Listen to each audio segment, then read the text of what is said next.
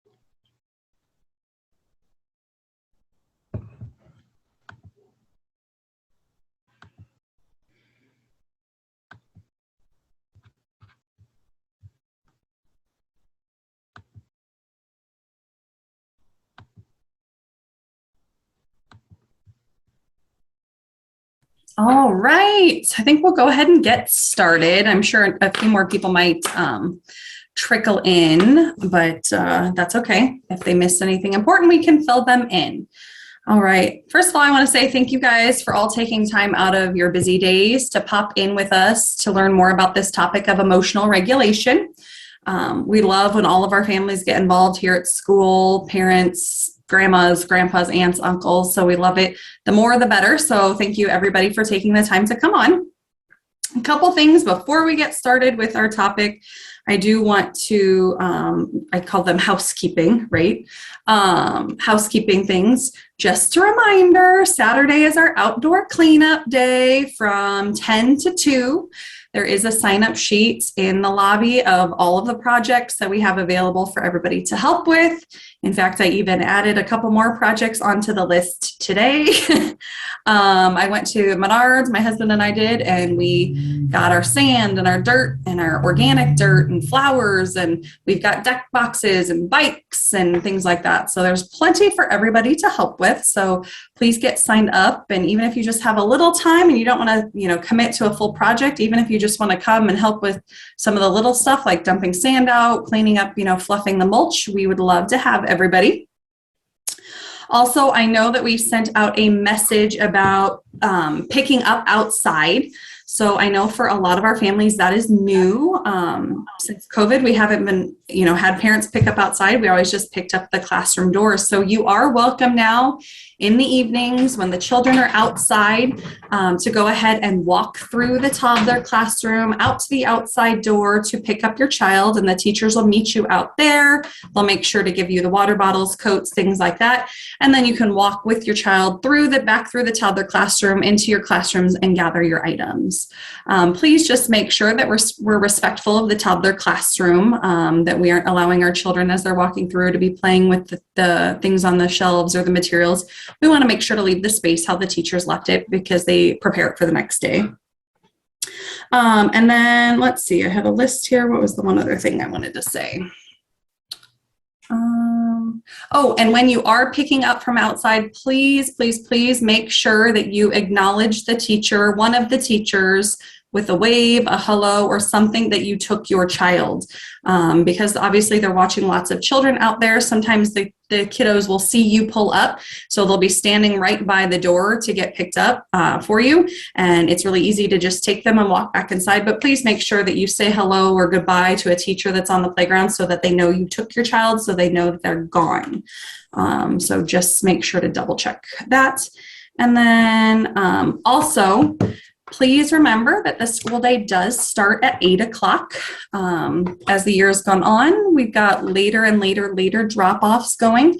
We really do like it that all of our students are at school no later than 8:45 because line time starts right around 8:50. So please make sure that you're dropping your child off if your school day, no later than 8:45 and shoot for that 8:30 mark. So that way they're there for their full school day. They really need that consistency of the order, knowing what to expect when they get dropped off, as well as if classes are already online, it can be very distracting if you're dropping off late. So please just really try to make sure that you are there as close to 8:30 as possible. So with that, on to our topic of why we're all here tonight. So we are here to learn about emotional regulation, and we have Nicole Timms with us here from Spectra, correct? Yes. And Spectra is actually one of our parents actually owns that company, Victoria Coors, Miss Chesney in the EC classrooms mom. So she hooked us up with Nicole. She thought she might be great for this topic. So we're really excited to have you, Nicole. If you guys didn't see it, I sent an email out yesterday that had a reminder to the link, but it also had a handout that Nicole put together about emotional regulation. So if you don't have it with you right now, I don't think we actually need it for the meeting, but you'll have it to reference after, for tips and tricks after the meeting. So if you forget anything, you've got something to refer back to.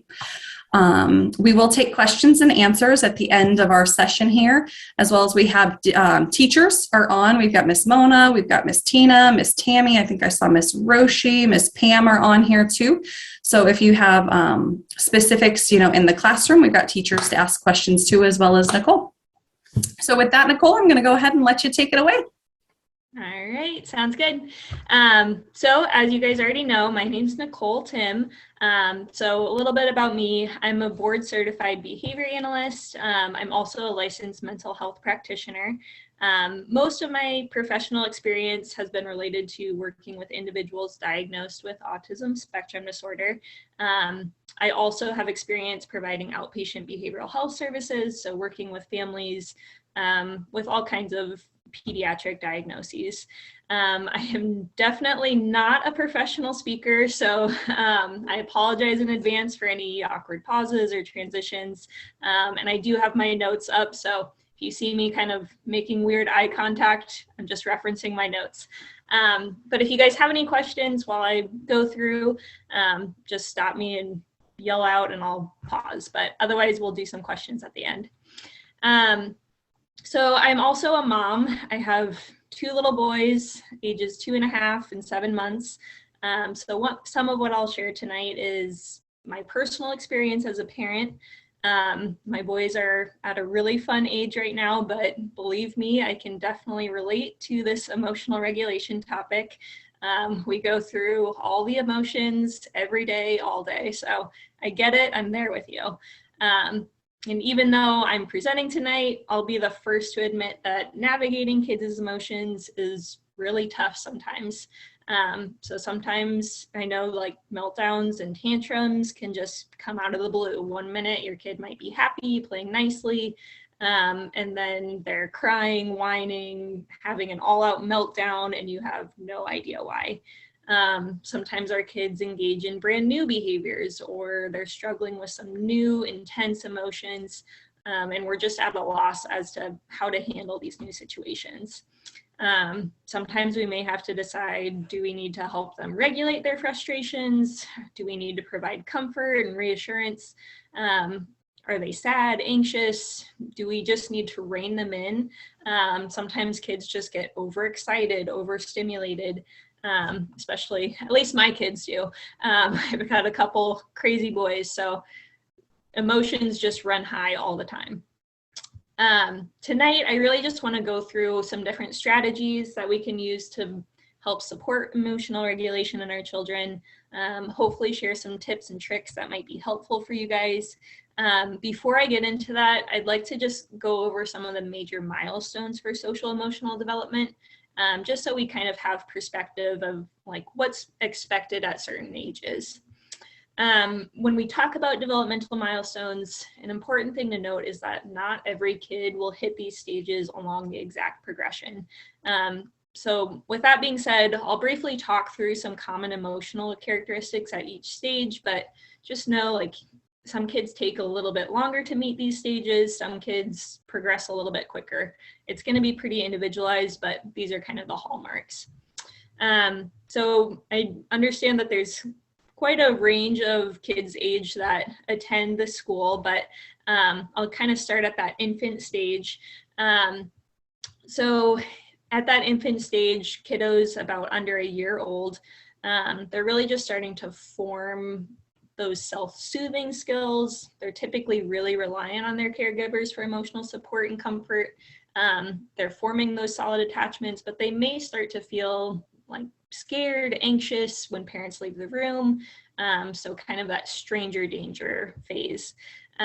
Next is that toddler stage. So kids between a year and 18 months. During this stage, they're really starting to develop some more basic communication skills. They're getting more independent.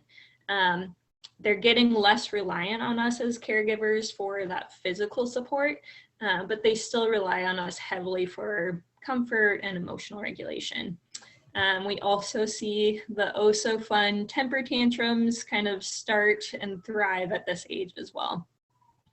As kids reach ages 2 to 3, we continue to see that language and emotional intelligence increase. They may be better able to label emotions more readily, but they're still likely struggling to identify what's wrong in the moment, and it may be hard for them to articulate what's making them upset. Temper tantrums, meltdowns, pretty frequent at this stage and are likely triggered by things such as being told no, not getting their way, or getting frustrated due to not being able to communicate fully. I'm personally smack dab in the middle of this stage with my oldest boy, so I can definitely attest to the roller coaster of emotions that comes with parenting 2.5-year-olds, 3-year-olds, kind of that age range. Once we move a little farther and hit that 4 to 6-year-old range, kids really start to express a wider variety of emotions. They're more aware of their environment because they're always observing their peers, other adults, their caregivers. And because of this increased awareness, they're starting to demonstrate more perspective taking. They're capable of more empathetic responding. Tantrums might look a little different at this stage, but they're probably still happening in some form. And you might notice that your child is overall more resistant to help. There's just a stronger desire to be independent at this stage, and that might make emotional outbursts more frequent or more intense. Once we move past the 6-year-old age, communication skills and just overall emotional intelligence further increases. So kids are more and more influenced around the world around them, especially by their peers. They're feeling more complex emotions, but at least their ability to self-regulate also improves as they get older. All right, so now that we've kind of gone over what emotional development looks like at each stage, how do we use this information to support our kids? How do we teach our kids how to handle these big emotions? How do we as parents respond to emotional outbursts and behaviors? I know I'm supposed to be the professional here, but I don't have a perfect answer to these questions. I really wish I did, to be able to give that answer to you guys and for myself as well. But ultimately, each kid is going to have different needs, different stressors, and just different frustrations. So our response to them and how we teach them should be pretty individualized to fit each unique kiddo. That being said, I can share some strategies that I've found to be helpful with families that I've worked with, as well as things that I've used with my own kiddos that have been somewhat successful, at least. So the first recommendation I have is pretty easy. Just observe your child. What do their behaviors look like? What are their triggers? Just being able to pay more attention to how your child reacts in certain situations can really help us identify what are their patterns of behavior. When we start to notice these patterns, it can help us anticipate an emotional outburst or a tantrum before it starts. So for example, I consistently see my son get frustrated when we have to clean up toys, when we have to be all done playing. I've also learned he tends to act out or just do something naughty when my attention is divided. So he's trying to kind of fill that need, get my attention any way he can. It's also important to recognize any outside factors that may play into your child's behavior. So like changes in sleep schedule, not feeling well, changes in routine. So my son, if he wakes up early in the morning, he tends to have far more meltdowns as the day goes on. Or if he's been in the house all day, I can expect that he might start to get restless due to pent-up energy. So why is all this important? Really why we should observe our kids, kind of figure out what is going to predict their behavior. It really just helps us anticipate how our kiddos may react in certain situations, but it also helps us be proactive with how we approach the scenario or what level of support we can offer them. So that's kind of my next piece of advice, is really to be a proactive parent. One pattern I've noticed over and over again working with families is that as parents, we tend to fall into that cycle of reactivity. So our child has a meltdown or throws a tantrum, and then we react to their behavior by providing some kind of response or offering comfort, or even like disciplining them. And then another meltdown happens and we react, and then another, and so on. So this pattern can kind of create somewhat of a downward spiral. I know firsthand how easy it is to fall in this trap. Some days it feels like meltdowns, tantrums, and just overall emotions come one after another all day long. But in these scenarios, being proactive rather than just reactive can make a really big impact. So what do I mean by being proactive? To be proactive, we want to set our child up for success before they enter a tough situation or a scenario that's typically a trigger for them. So a really simple proactive parenting strategy could just be taking 5 minutes to sit down with your child and play with them. like really intense, high quality play. Take a break from your housework, set aside your phone, put your computer aside, tune out distractions, and just focus on that one-on-one play with your kid. A lot of times kids act out when they're really craving some kind of interaction. And typically they really like that interaction from you guys as caregivers or as teachers. So we can be proactive by giving them that high quality attention before they get to the point where they start seeking out that attention in more less desirable ways. So like acting out, doing something naughty, all of the above. Another proactive approach could be to provide a warning before a preferred activity is going to end, or describe the rules or expectations for your child's behavior before an event. So for example, if tablet time's about over, it could be helpful to give a 5-minute warning and set a timer, rather than just announcing that, oh, time is up, tablet gets taken away. That usually doesn't go over super well. Or like if you're walking into a public place like a grocery store, you can say to your child, all right, we're going to walk into the store and there's going to be a lot of people, so I want you to hold my hand and walk with me. So just kind of setting the expectation for your child, making it clear what you expect for them in the moment before you enter that situation. So sometimes these simple proactive strategies can be really effective. It may help avoid an emotional outburst, or it may just help kind of shorten or lessen how big that outburst is. The next piece of advice I would give is to focus on perspective taking. So trying to understand what's driving your child's behavior in the moment before you react or respond to them. So what emotions are at play? Is your child anxious, or are they scared? Are they mad, or are they frustrated? Is this kind of a typical tantrum, or are they more overstimulated? It may be difficult to determine at times, but the more understanding we have about why our children is acting a certain way, the easier it'll be for us to figure out how best we should respond as parents. So for example, I'd likely respond pretty differently when my child's crying because he's sad versus if he's crying because I just told him no. Although the behavior is pretty similar in the moment, I would likely offer more comfort, reassurance for sad crying as opposed to mad crying, where I'd more likely respond by giving him space to calm down. Taking time to just process the whole scenario and trying to see it through your child's eyes can really help identify what the best course of action might be.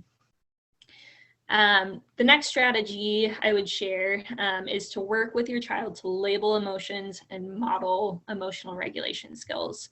I think it's so important for kids to understand that experiencing these big emotions is okay, and just help them recognize that everyone's kind of struggling with those same emotions. Help them recognize those same emotions in other people. I think that sometimes as parents, we tend to shy away from emotions. We tend to hide or mask our emotions in front of our kids.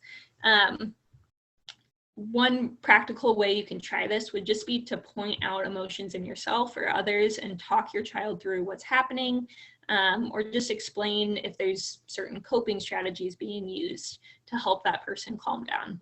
So for example, in this one, it could go either way, but if another car cuts you off when you're driving, instead of kind of muttering under your breath or maybe cussing the other driver out, you can really try to turn this around, use this as a teaching moment. So saying something like, that car drove right in front of me, that makes me really frustrated because they aren't being safe, they're not following the rules in the car. It may seem kind of cheesy in the moment, but just really giving your child that insight into your emotions can really help them learn some of that perspective taking. We can also teach our kids to label their own emotions. The only word of caution I would have on this is that in some scenarios, we might not want to draw too much attention to the behavior, as that can kind of escalate things. So a good example of this would be if your child falls down, gets hurt, our first instinct is to go check on them, make sure they're okay, provide comfort. I think that in a situation like this, it's appropriate to kind of walk over them, label the emotions by saying something like, ouch, that hurts. You must feel sad because you scraped your knee.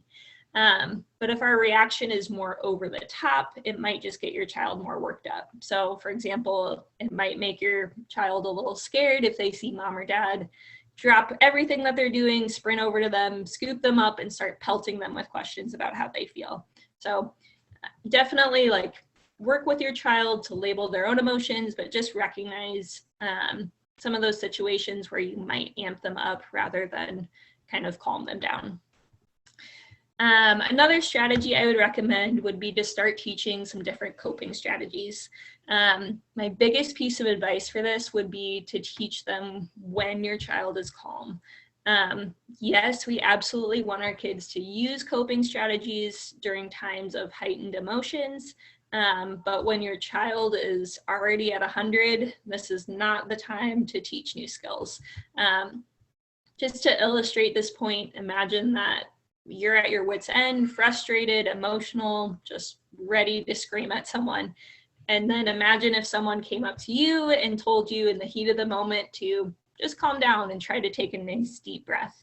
That probably wouldn't be very helpful in the moment. In fact, it might make you even more upset. So instead, I would suggest picking a time when your child's nice and calm, with the idea being that your child can practice those skills when they're calm, and they're more likely to practice those coping skills when they're stressed or upset. They might also be more receptive to you prompting them to practice coping skills following a big outburst if it's something that they're already familiar with. Also, when you start teaching coping skills, I would recommend just teaching a variety of different strategies. There's really no one size fits all when it comes to coping skills. So if you teach a range of strategies, you make it more likely that you might find something that really resonates with your child. There are a lot of great resources online that are specifically geared towards kids. And I've included just some coping skill ideas on that handout. But by all means, kind of search the web. There's some really good resources out there. When you introduce coping skills, I would also just try to use some kid-friendly language as much as possible to really talk to them about what you want them to do. So if you want to work on some kind of breathing exercise, you could say something like, all right, let's pretend like our fingers are birthday candles and we'll blow them out one by one, as opposed to saying something like, all right, take a big deep breath. So just kind of getting on their level, using language that they understand, using something that's maybe fun or interactive will likely get them more engaged. They also have some really good videos online or like social stories that might kind of get your child's attention and keep them more engaged to practice. As I mentioned earlier, introducing coping skills when your child's at the peak of a meltdown is definitely not ideal. However, you can use coping skills as another proactive strategy to help prepare your child for a potentially difficult situation.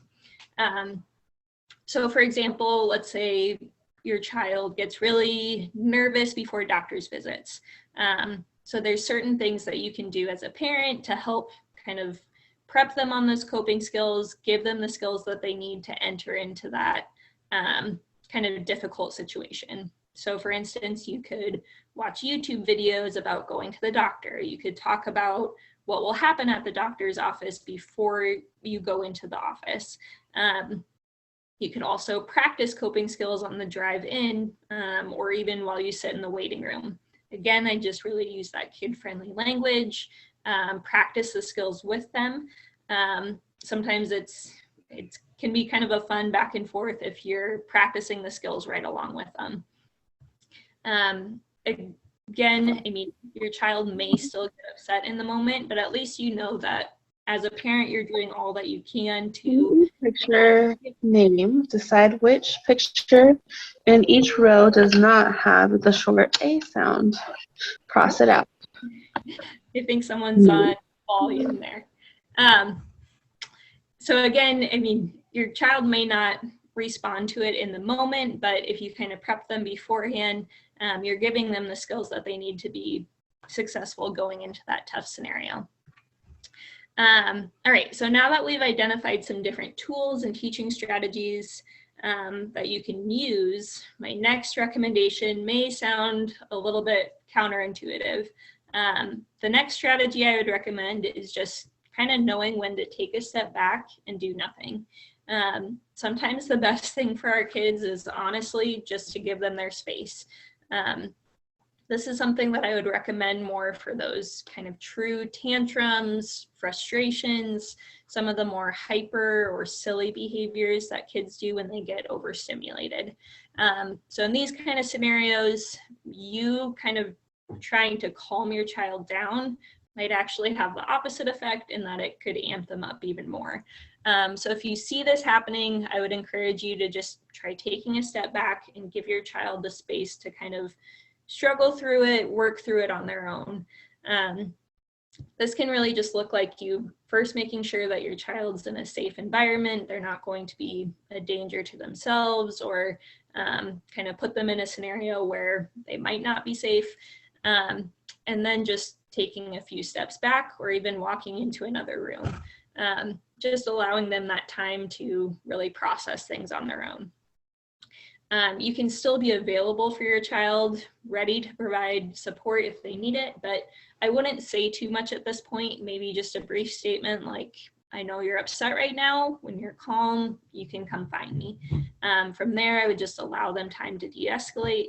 And then once they've calmed down for a minute or two, or at least show signs of calming down, then you can go engage with them, talk them through what happened, or follow through with a consequence if needed.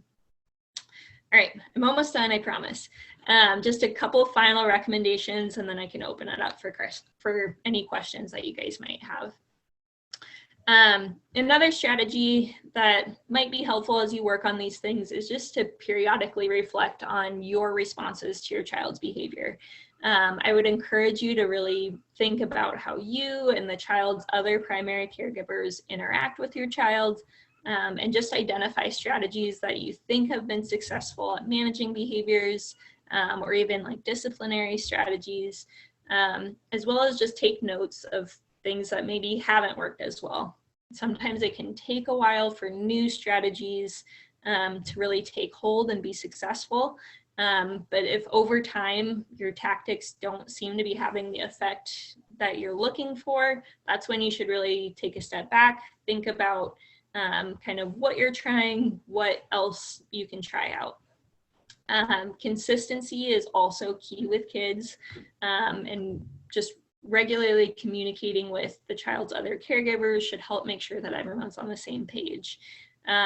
Kids just have that uncanny ability to pick up on any discrepancies in how their different caregivers discipline and interact with them. So getting everyone involved and on board when you're working on developing emotional regulation skills with your child is going to lead to the best outcome.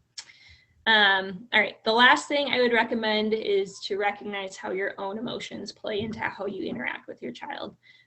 So sometimes kids can honestly be just frustrating. It can be difficult to keep your cool and stay calm as a parent.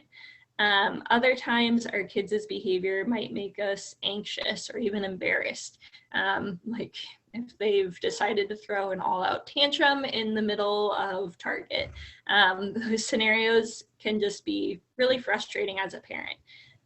The reality is that our child's behavior will also impact our emotions as parents, which can then influence how we respond to them or how we react in the moment. So what I would suggest here is that you just take some time to recognize your own triggers and be intentional with how you react in those difficult situations. And at the end of the day, just give yourself some grace. There's always going to be times of uncertainty when it comes to parenting. There's always going to be times where we don't respond in the way that we intend to. Parenting is tough and managing emotions is tough, and it can just be a struggle. So hopefully this discussion gives you a little bit more insight into emotional regulation. I hope you walk away with maybe some new ideas on how to work with your child on these skills at home. But that's kind of all the information I had prepared. So I'd love to open it up if any of you had questions, any thoughts, anything you'd like to discuss. Thank you, Nicole. I was over here listening to what you're saying, and I'm like, oh yeah, yeah, definitely. Especially when you talked about stepping back, just allowing children to sometimes they just need a moment to be able to have their emotions, and trying to reason with them when they're in the middle of that. There is no reasoning or talking them down. You just need to give them that moment and say, okay, when you're done, I'll be right here, when you're ready to talk or when you need that hug or whatever. So that I was like, oh yeah, absolutely, big time. Yeah, absolutely. And by all means, I mean, if kids are scared or anxious, provide that comfort, provide that reassurance. But if it's more of like a tantrum, if they're upset with something, frustrated, sometimes they just need that time to process. Right. I know when I'm mad or frustrated, I don't want to talk to anyone in the moment. I need my time to calm down. So yeah, that's just kind of a really simple tip. And it's okay to kind of let your child work through it on their own. Right. And I think we all as adults have that moment where we wish we could act like that. Right. But we wish we could do that it was okay for us to scream and shout and kick. Yeah, for sure. Teachers. It's okay too. I mean, to kind of take a step back for your child's purpose, but sometimes as adults, we need to take a step back just so we can kind of regulate our own emotions. So sometimes instead of blowing up or yelling or getting angry, sometimes it's just best to kind of walk into another room, take a minute for yourself, regroup, and really be intentional about how you want to proceed with that interaction. Yeah, that's great advice. That's really great advice. Did anybody have any questions, or teachers, did you have anything that you would like to add about how maybe you handle situations with kiddos at school that you think parents could use at home as well? I actually do have a quick question. Great. So what if during the tantrum they're doing something that's really destructive, like maybe throwing things or just Yeah, that's great. Yep.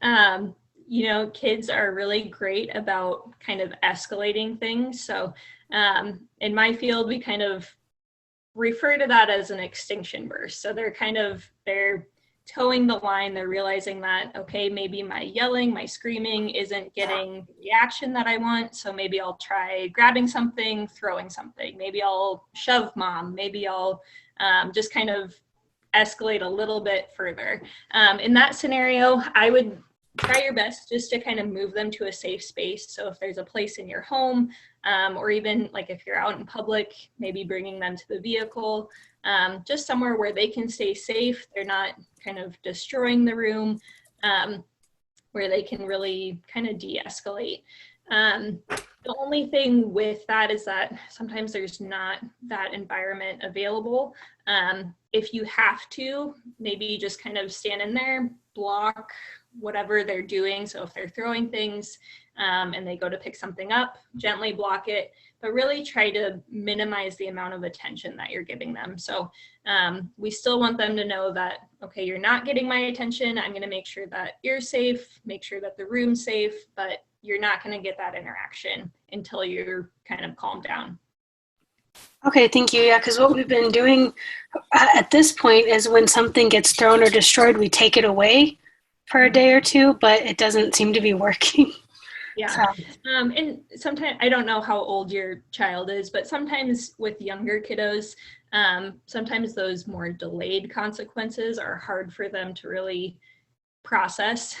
Sometimes their attention span is pretty short. So having that more delayed consequence isn't as effective as that kind of immediate, like, okay, all good things go away until we're calm, and then we're good to go.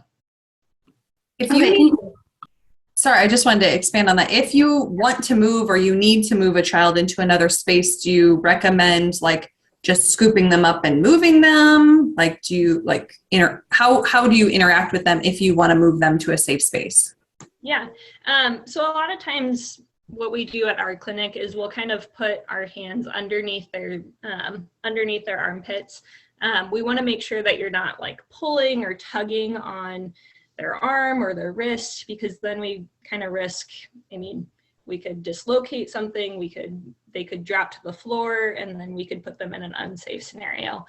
So a lot of times when I'm moving a kid, I'll kind of put my arm or my hands underneath their shoulders and walk with them. The biggest thing is just making sure that you can comfortably do it. You're not putting yourself at risk for injury, and you're not putting the child at risk for injury. If it's unsafe to move them, I would just try to create the environment around them as safe as possible. So if they're kind of flopped to the ground, rolling around, maybe moving toys, if they're kind of really flailing, sometimes things can get pretty intense. So like putting a pillow underneath their head, or just kind of making it as safe for them as possible. The only thing with that, I think it's fine to kind of pick up kids and move them. I wouldn't like pick them up and cuddle them. We want to make it clear, like, okay, you're not getting this kind of positive hug interaction. We just want to make sure that we're providing minimal attention to the negative behaviors. Once they're showing that calm behavior, that's when you should go in, engage with them, kind of explain things. So I have a question. So my son is 5, and apparently what I've heard is he has a different behavior at school, what I hear from the teachers, and a very different behavior at home.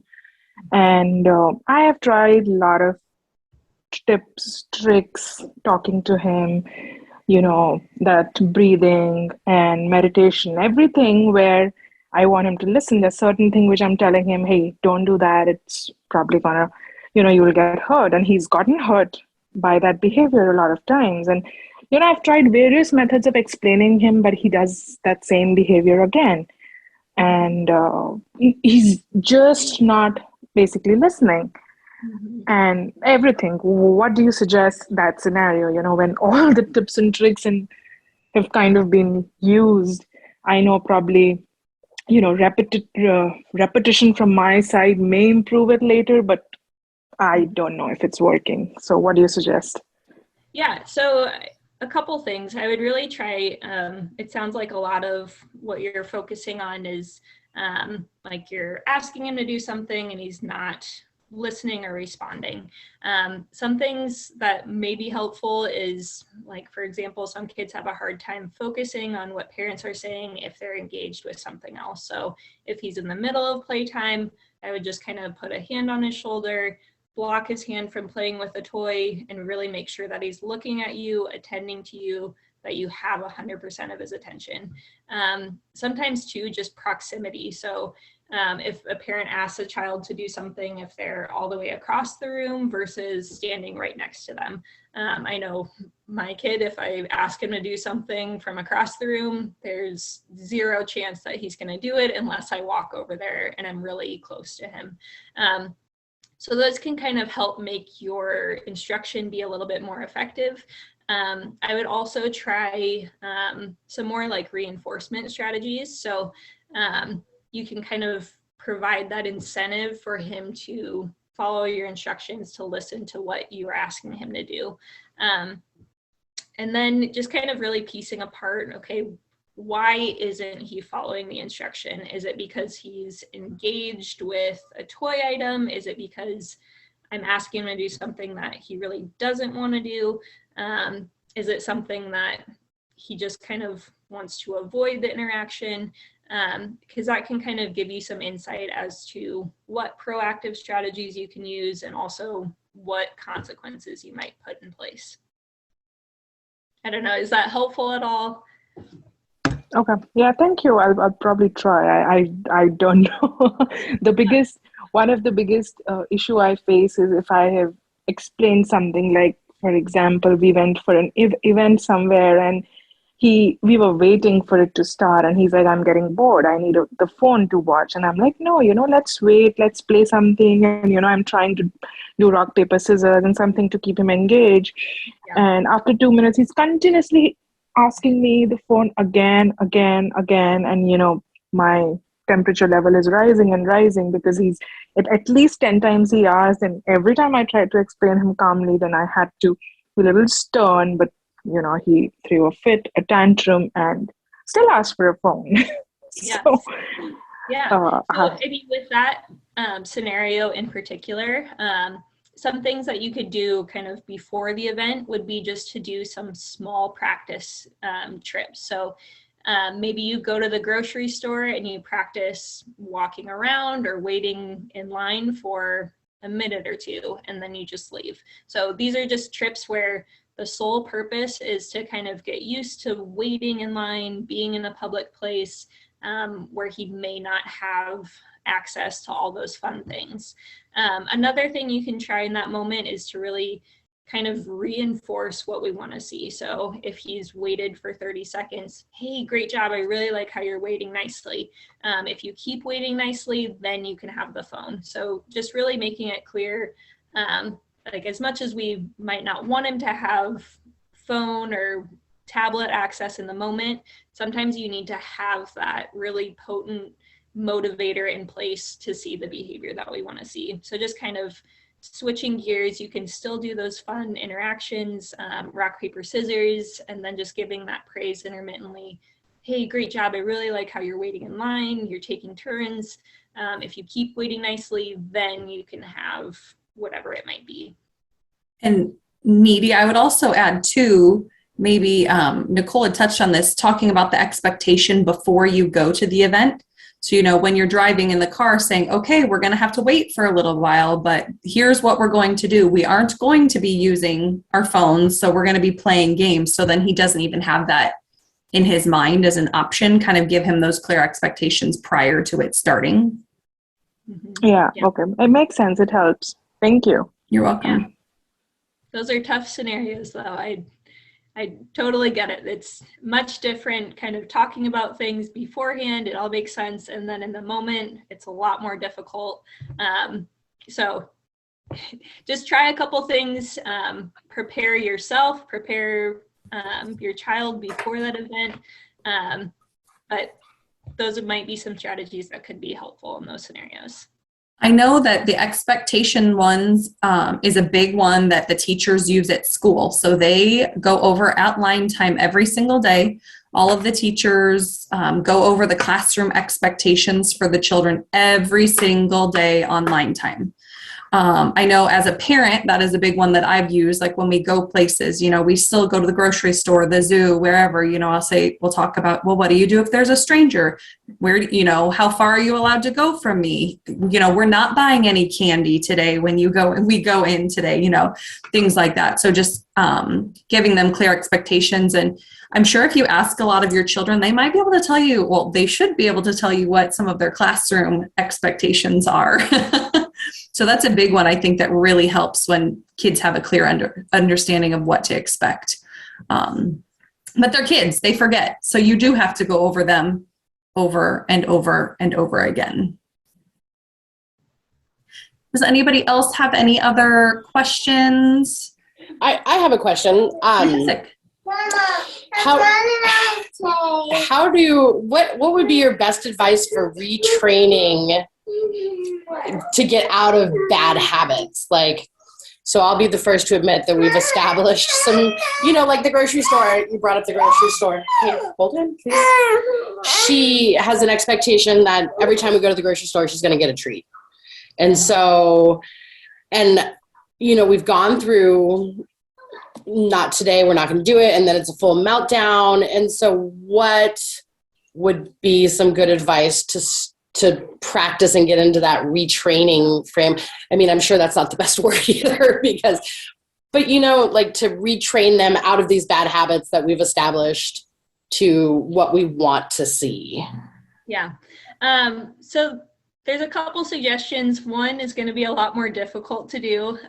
So you could just kind of go cold turkey and deal with the meltdowns. If you're confident enough to kind of go in the store and just know that, okay, this is going to be a battle, you can use all those proactive strategies, let them know like, okay, we're going to walk in the store and we're not going to get candy this time. But maybe at home we can do something fun, and just kind of taking it head on and kind of take the tantrum as it happens. Another thing you could use, so sometimes kids are more visual learners. So what I've done for kiddos in the past is made like a sticker chart. And again, kind of using that reinforcement strategy, but making it contingent on the behavior that we want to see. So maybe as you're walking through the store, you say something like, okay, we're going to get stickers. If you're sitting in the cart nice, or you're walking with me, then you can put a sticker on your chart. Or it could be something kind of easily transported in the store. So if it's like a check mark, something like that. So I really like how you're sitting with me, you can put a sticker on. And then maybe they don't earn all of their stickers in the store, they earn it once they get to the car. And just kind of working on gradually fading when they get that preferred item, if that makes sense.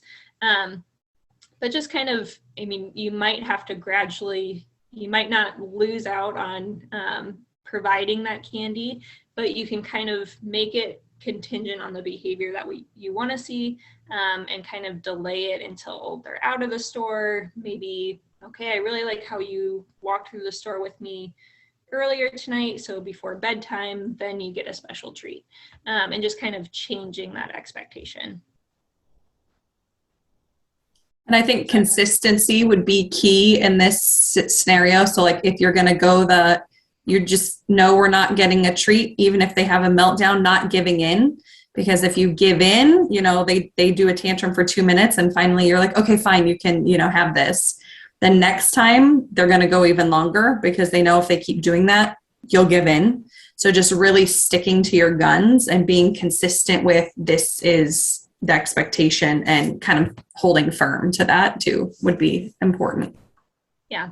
And there again too, you can kind of do some of those practice trips, right? So if you're expecting a tantrum, maybe you go into the store, you get in the cart, you kind of take a lap, and then you leave. So that you kind of, that tantrum might happen because they're not getting the candy that they wanted, but at least you're kind of in control of when that tantrum happens. So you can kind of fight that tantrum in the car as opposed to at the checkout line. Does that help, Carrie Ann? Absolutely. Yes. Thank you. She likes like stuffed animals too. And that's hard for me because I like them as well. Like, let's totally get this super cute stuffed animal with big eyes that are all sparkly and glittery. Like, yeah, but it does. Or something, try to change the, I guess, the treat, if we make it through the store, you can pick an extra book at bed tonight. Or, maybe allow her to bring a stuffy, that's what my kids call them, a stuffy with her to the store. So instead of, getting a new one, she's already got a friend that she's brought with her. Something like that. But I know, I love buying stuff for my kids. It's so hard to say no. Could I also add, you might even want to try letting her pick out, like, do you want the red grapes or the green grapes? Like you can have this opportunity to choose something for the family. Should we get 4 apples or 5 apples, or, something like that, to give her some type of privilege, and it might not necessarily be a treat, but it's also something that's productive, and she gets to do, she gets to feel like a big girl or that sort of thing. Yeah. Gives her a little control of the grocery shopping. Yeah.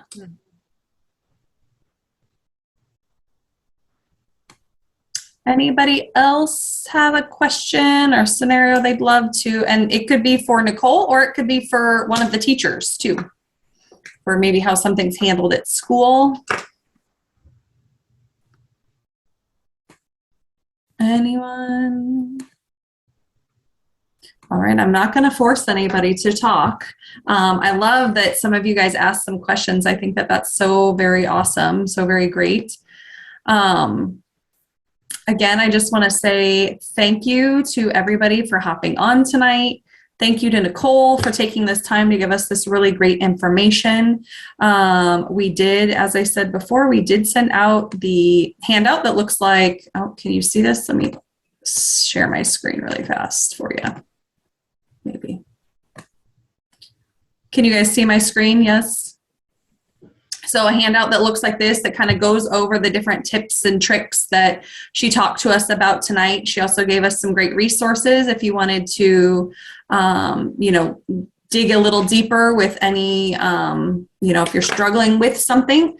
Also, if you really feel like you need extra help, there are the therapists at Spectra that would be available to you that you could reach out to, that they could help work with you and your kiddos and what might work best for your family.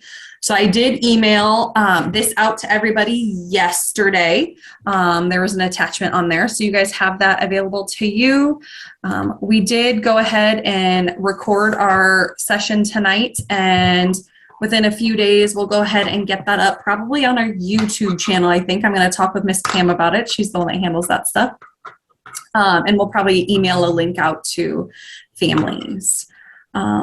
Anybody have anything they want to add one last time? All right. We've got a couple of parents in the chat said thank you so much for this great information, that they really appreciated it. And, we really appreciate all of you guys for hopping on. So thank you very much, everybody. Thank you, Nicole. I hope you guys all have a wonderful rest of your Tuesday. And parents, we'll see you guys all tomorrow. Thank you. Bye. Thank you. Bye, Helen. Bye. Good night. Bye. What's right there? Bye, Kanchana. Bye, Rosalind. Bye, Iomi.